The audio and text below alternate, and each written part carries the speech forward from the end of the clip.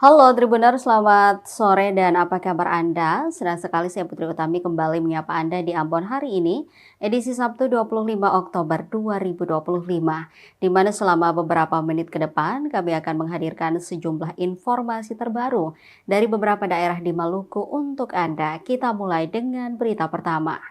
RDP dengan DPRD Maluku dan Rindam ngotot tetap pertahankan polisi tidur meski langgar aturan. Dan Rindam 15 Patimura, Brigjen TNI Raden Agus Prasetyo Utomo bersikeras agar polisi tidur 3 baris yang sudah terpasang harus tetap dipertahankan. Permintaan itu disampaikannya menanggapi solusi yang ditawarkan BPJN. Dikatakan pihaknya telah berkoordinasi dengan Balai Pengelolaan Transportasi Darat atau BPTD terkait pemasangan rambu dan perlengkapan keselamatan yang disarankan.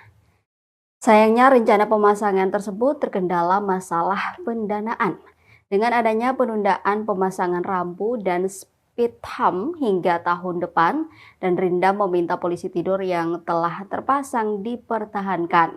Alasannya, speed bump ilegal tersebut dianggap sebagai jaminan keselamatan sementara bagi anggota Rindam dan warga sekitar. Sebelumnya, Asisten 1 Satuan Kerja Badan Pengawasan Jalan Nasional atau Satker BPJN, Gilang menegaskan bahwa solusi keselamatan pengguna jalan di depan markas Rindam 15 Patimura, Negeri Suli bukanlah melanggar aturan, melainkan dengan optimalisasi perlengkapan jalan sesuai regulasi. Pernyataan ini disampaikan Gilang menyusul sorotan publik dan rapat dengar pendapat atau RDP di DPRD Maluku mengenai keberadaan speed bump yang dinilai melanggar standar di ruas jalan nasional. Gilang menjelaskan bahwa berdasarkan Undang-Undang Nomor 22 Tahun 2009 tentang Lalu Lintas dan Angkutan Jalan dan Peraturan Menteri Perhubungan Nomor 14 Tahun 2021, speed bump atau polisi tidur tidak disarankan berada di badan jalan nasional.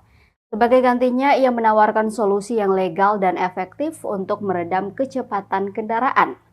Untuk kategori jalan nasional, yang diperbolehkan adalah garis kejut atau marka kejut dan speed hump atau alat pembatas kecepatan berbentuk penampang melintang lebar. Solusi itu juga harus didukung dengan pemasangan perlengkapan keselamatan lainnya seperti rambu-rambu lalu lintas, lampu-lampu hati-hati, ataupun lampu penyeberangan. Selain itu, Gilang juga menyarankan perbaikan fasilitas pejalan kaki di sekitar lokasi Rindam. Diberitakan sebelumnya Tribuners, polemik pemasangan polisi tidur atau speed bump di depan markas Resimen Induk Daerah Militer atau Rindam 15 Patimura, Negeri Suli, Maluku Tengah, memanas saat rapat dengar pendapat atau RDP di DPRD Provinsi Maluku, Jumat 24 Oktober 2025. RDP yang diselenggarakan Komisi 1 DPRD Maluku ini menghadirkan perwakilan dari Danrindam 15 Patimura, Dirlantas Polda Maluku, Kasatker Balai Pelaksana Jalan Nasional atau BPJN, dan Dinas Perhubungan Maluku.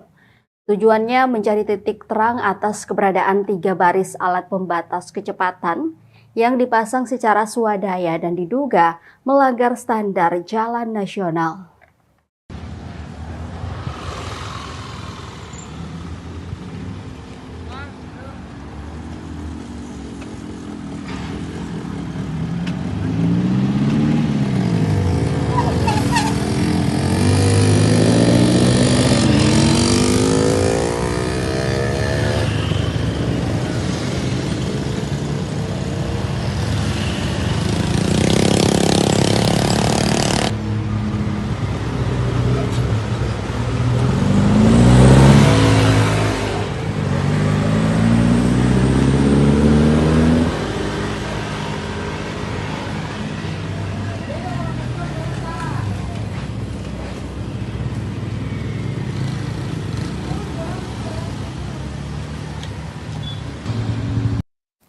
Polemik polisi tidur memanas di RDP DPRD, polisi bantah klaim Danrindam soal angka kecelakaan.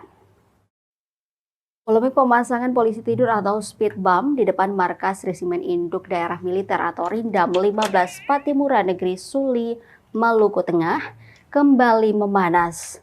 Kontradiksi data resmi kepolisian dengan pengakuan pihak Rindam menjadi sorotan utama dalam rapat dengar pendapat atau RDP yang digelar Komisi 1 DPRD Maluku, Jumat 24 Oktober 2025. Rapat yang dihadiri oleh Danrindam 15 Patimura, Dirlantas Polda Maluku, Kasatker Balai Pelaksana Jalan Nasional atau BPJN, dan Dinas Perhubungan Maluku. Rapat ini bertujuan mencari titik terang atas keberadaan alat pembatas kecepatan yang diduga melanggar aturan pemasangan pada jalan nasional. Direktur Lalu Lintas atau Dirlantas Polda Maluku, Kombes Pol Yudi Kristanto mengungkapkan bahwa data resmi kepolisian menunjukkan nihilnya catatan kecelakaan lalu lintas atau laka lantas di depan Rindam 15 Patimura sejak Januari 2024 hingga saat ini. Namun ia menambahkan bahwa kemungkinan terdapat kejadian kecelakaan yang tidak terdata karena tidak dilaporkan kepada pihak kepolisian.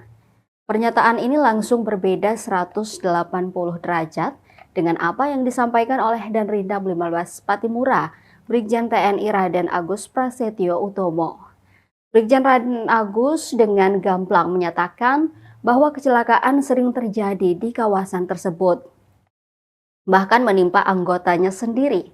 Meski menyadari bahwa pemasangan polisi tidur tersebut secara aturan mungkin kurang tepat, Danrindam 15 Patimura berharap RDP ini dapat menghasilkan kesepakatan yang mengutamakan keselamatan.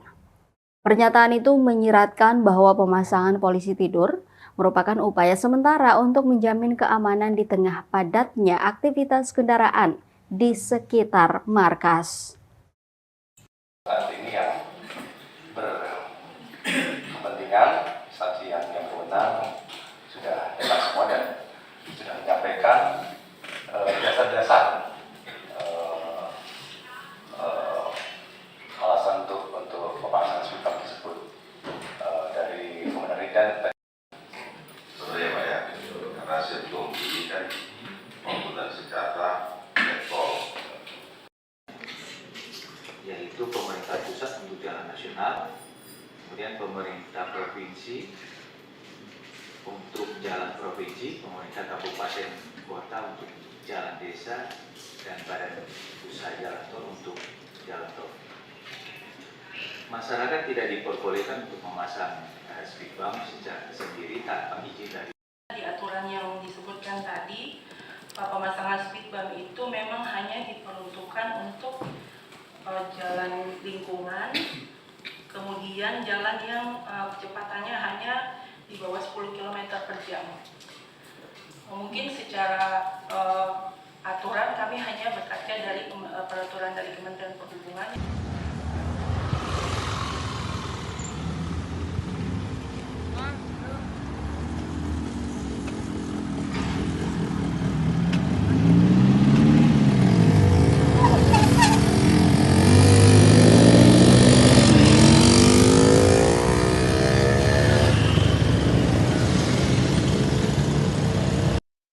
Informasi lainnya, Tribuners, tampil garang di PON Bela Diri 2 Kudus, atlet Kempo Maluku sabet 3 emas dan 1 perunggu.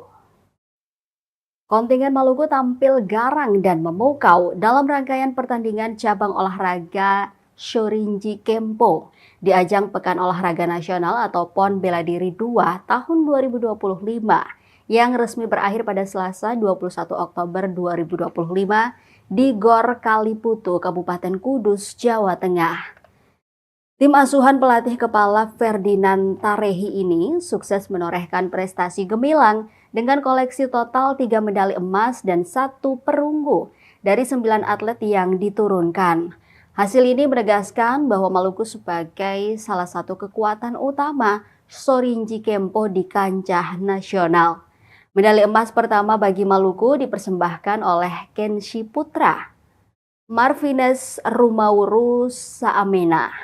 Bertarung di nomor randori putra kelas 70 kg, Marvinez menunjukkan daya juang tinggi dan berhasil mengandaskan perlawanan ketat dari atlet Nusa Tenggara Timur Randy Soleman Lengko di partai puncak.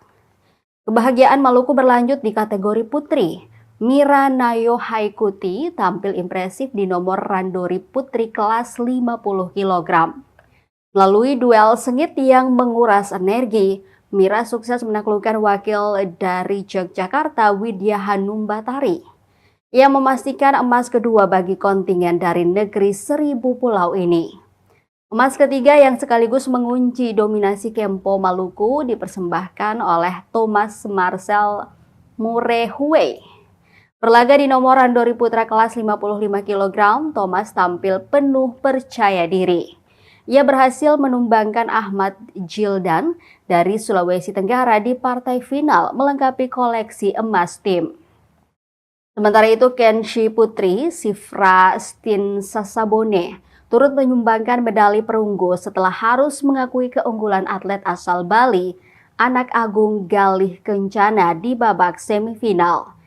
Pelatih kepala Kempo Maluku Ferdinand Tarehi menyatakan rasa bangganya yang luar biasa atas hasil yang dicapai anak didiknya.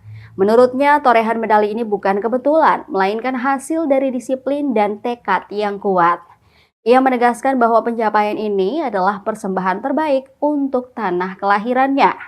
Dengan raihan 3 emas dan 1 perunggu, Kempo Maluku tidak hanya mencatatkan prestasi, tetapi juga memberikan sinyal kuat bahwa mereka siap untuk terus menjadi penantang serius dalam setiap kompetisi bela diri nasional.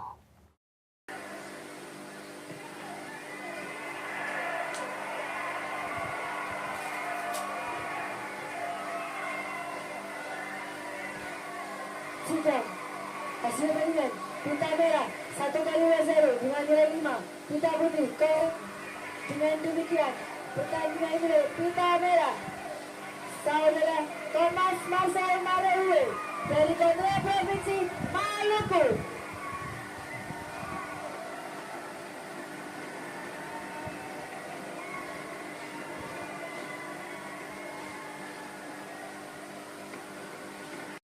Kemudian perolehan medali emas yang diraih oleh kontingen Provinsi Maluku.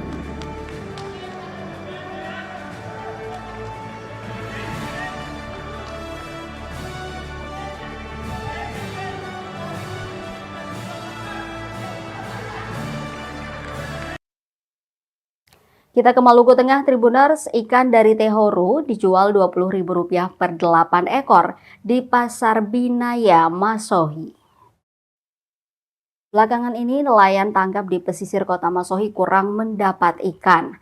Akibatnya, pasokan ikan ke Pasar Binaya Masohi kebanyakan berasal dari negeri Tehoru, Maluku Tengah. Alhasil, ikan momar yang dipasok pedagang dari jibu-jibu atau penjual ikan di Tehoru dibanderol Rp20.000 per 8 ekor sedang di Pasar Binaya.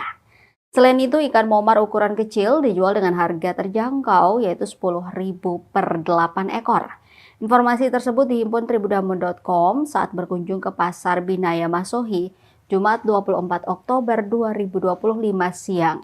Ikan yang dipasok pedagang pasar senilai 1 juta lebih per kontainer. Sementara per box ukuran besar dipasok 3 juta. Demikian penyampaian Mama Sawiyah, salah seorang ibu penjual ikan di Pasar Binaya. Mama Sawiyah mengatakan kali ini ikan yang masuk didominasi ikan momar untuk dijual eceran. Ia juga menuturkan pasokan ikan dari daerah Tanjung, Kecamatan Amahai juga agak jarang belakangan ini. Pantauan tribunambon.com ada pula ikan cakalang dengan perkiraan bobot 7 hingga 10 kg, di mana pedagang cenderung memasok warung-warung makan terdekat.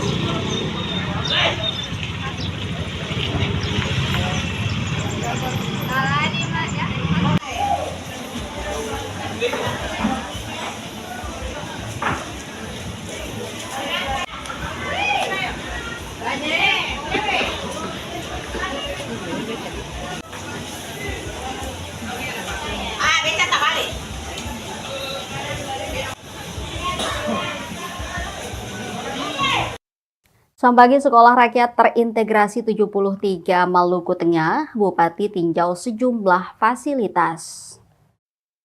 Bupati Maluku Tengah Zulkarnain Awad Amir didampingi istri Betty Epsilon Idrus menyambangi Sekolah Rakyat Terintegrasi 73 Maluku Tengah, Kamis 23 Oktober 2025 kemarin. Pada momen itu, Bupati dan rombongan meninjau sejumlah fasilitas di lingkungan sekolah, termasuk asrama putra dan putri, ruang kantor, serta beberapa ruang kelas yang tengah digunakan untuk kegiatan belajar mengajar. Dalam sambutannya, Zulkarnain menyampaikan bahwa keberadaan Sekolah Rakyat Terintegrasi 73 merupakan wujud nyata komitmen pemerintah daerah dalam menyediakan pendidikan berkualitas, khususnya bagi anak-anak dari keluarga kurang mampu. Program Sekolah Rakyat di Kabupaten Maluku Tengah bertujuan menyediakan pendidikan gratis dan berkualitas bagi anak-anak dari keluarga tidak mampu, mencetak generasi muda yang cerdas, berkarakter dan berdaya saing, serta mewujudkan pemerataan akses pendidikan di daerah. Di momen yang sama, Bupati Zulkarnain menyerahkan bantuan berupa 55 buku Iqra dan Al-Quran kepada pihak sekolah. Sementara itu, Kepala Sekolah Rakyat 73 Maluku Tengah, Radi Jamael mengatakan, pihak sekolah menerima langsung kunjungan rombongan Bupati Zulkarnain Awad Amir. Menurutnya, kunjungan ini menjadi bentuk perhatian nyata pemerintah daerah terhadap dunia pendidikan, khususnya bagi sekolah-sekolah berbasis sosial. Untuk diketahui, hadir dalam kunjungan itu jajaran Badan Amil Zakat Nasional atau Basnas, serta para kepala organisasi perangkat daerah atau OPD Maluku Tengah. Ini program Presiden yang Presiden inginkan siswa-siswa di seluruh Indonesia mendapatkan kesempatan yang sama untuk mengenyam pendidikan yang disiapkan dengan berbagai kesiapan-kesiapan dasar maupun kesiapan-kesiapan selanjutnya, dari makan, kelengkapan, tempat tinggal, tenaga pendidik, fasilitas pendidikan, dan terus. Apa tujuannya? Supaya ada bibit-bibit di seluruh Indonesia, bibit-bibit yang merata, yang lebih unggul, yang lebih kualitasnya di atas rata-rata, untuk akan jadi pimpinan-pimpinan di negara ini.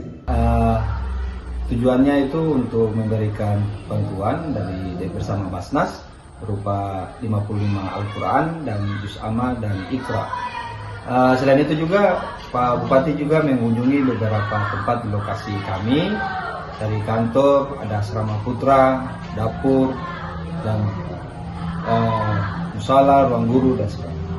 Bahwa beliau merasa antusias dengan kehadiran sekolah rakyat di sini karena siswa-siswa yang berada di sini yang tadinya dalam kategori kelompok Desel 1, Desel 2 mereka sudah hadir di sini untuk bersekolah, bisa menambah pengetahuan dan harapannya mereka-mereka ini bisa menjadi bekal untuk menjadi pemimpin di masa depan.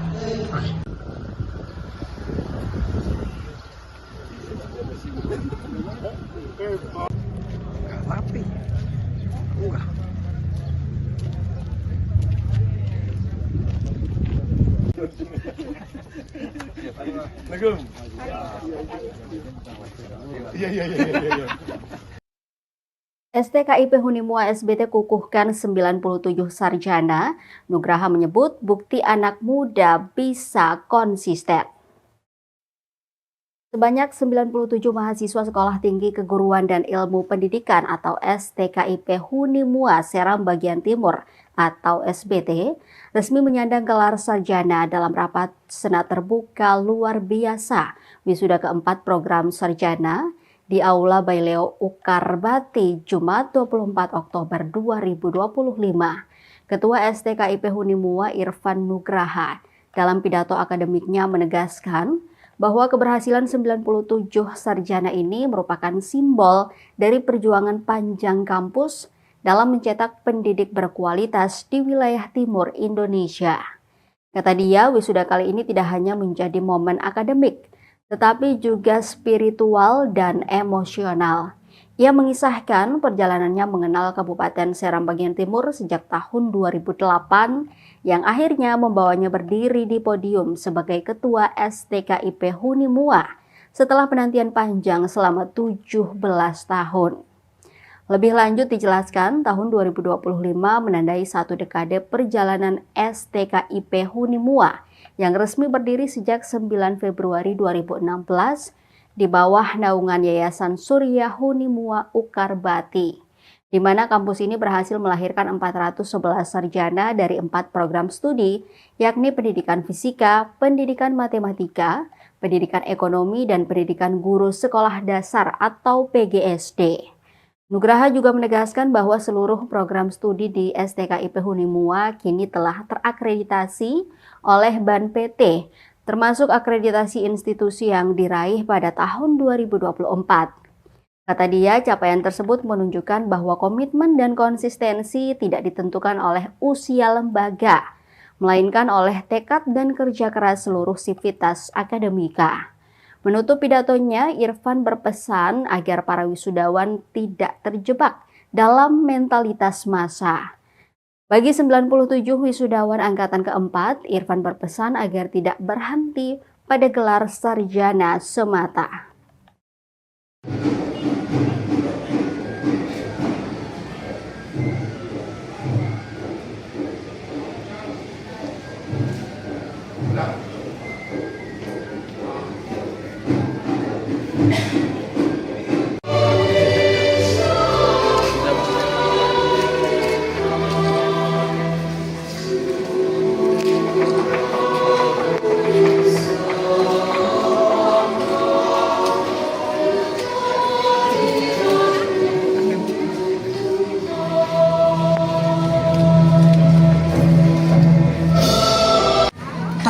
Ketika menyampaikan sesuatu, takut ditolak, takut salah. Maka saya sampaikan lewat kesempatan ini, kerja apa saja, kerja di mana.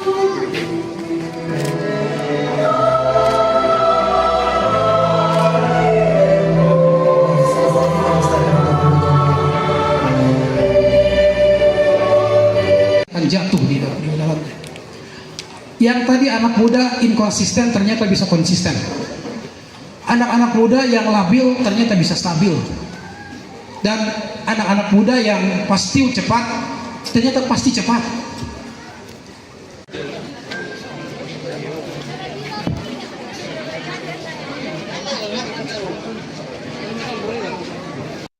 Kita ke berita terakhir, Tribuners. DPRD Buruh gelar rapat paripurna penyampaian hasil reses masa sidang 2 tahun 2025. Dewan Perwakilan Rakyat Daerah atau DPRD Kabupaten Buru menggelar rapat paripurna dengan agenda penyampaian laporan hasil reses anggota DPRD kepada pimpinan Dewan pada masa sidang 2 tahun sidang 2025. Rapat yang berlangsung di ruang paripurna Pipolo 1 dihadiri oleh 14 anggota Dewan dan dibuka langsung oleh Ketua DPRD Kabupaten Buru Bambang Langlang Buana pada Jumat 25 Oktober 2025 sore. Dalam rapat tersebut, penyampaian hasil reses dibacakan oleh perwakilan dari masing-masing daerah pemilihan atau dapil. Dari Dapil 1 yang meliputi Kecamatan Namlea dan Liliali, laporan disampaikan oleh M. Rustam Fadli Tukuboya. Sementara dari Dapil 2 yang mencakup Kecamatan Wayapu, Wailata, Teluk Kayeli, Batabual, dan Lolong Kuba, hasil reses disampaikan oleh Andriono Latbual. Adapun Dapil 3 meliputi wilayah Kecamatan Waplau, Penahesela, dan Air Buaya, diwakili oleh Amrullah Madani Hentihu. Berdasarkan laporan yang disampaikan para juru bicara Dapil, aspirasi masyarakat yang diserap selama masa reses masih didominasi oleh isu perbaikan infrastruktur, terutama jalan, layanan kesehatan, serta fasilitas pendidikan.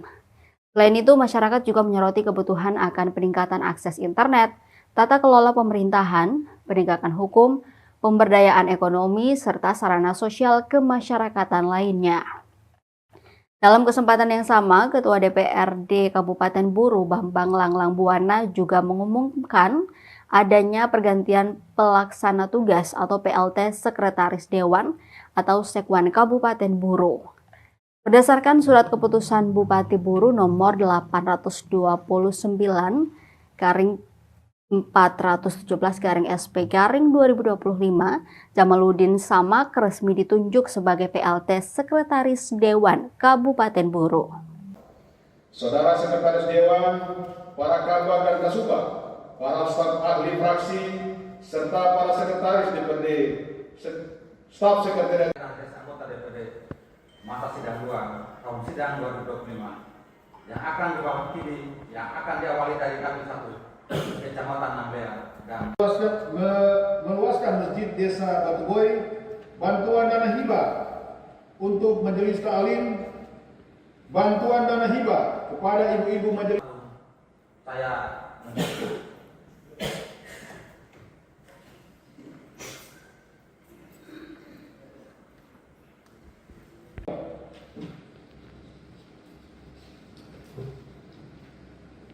Tribuners, informasi tadi sekaligus mengakhiri perjumpaan kita di Ambon hari ini.